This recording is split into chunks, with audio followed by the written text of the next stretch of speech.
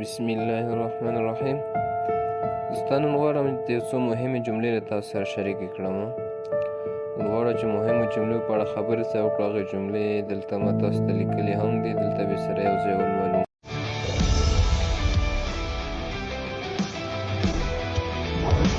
گیتم بان ایوه گیتم زه کور ته ولاړم.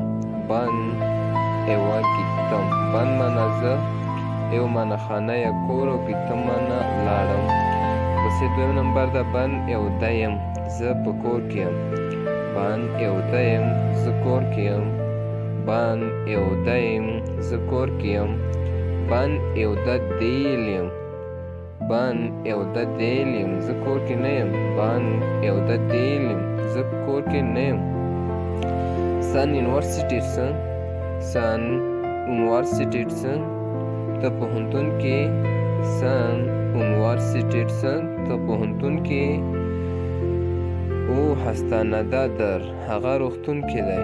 او هستانده در، هغه روغتون کې دی. او هستاندن گلدی، هغه روغتون نه راغی. او هستاندن گلدی، هغه روغتون نه راغی. او هستاندن گلدی، هغه له روغتون څخه راغی. Siz doktor musunuz? Siz doktor musunuz? تاسو ډاکټران یې. Siz doktor musunuz? تاسو ډاکټران یې.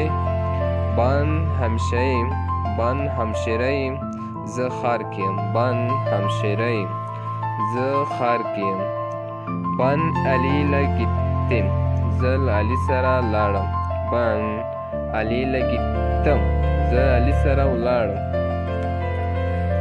بان الی له گیتم، بان معنا زه، علي معنا علي، اله معنا سره یو ځای، گیتم لاړم، زه له هغه سره یو ځای ولاړم. سیز په معنا د جمع سره استعماله شو. موږ وایو چې سیز دکتور musunuz، یعنې تاسو ډاکټر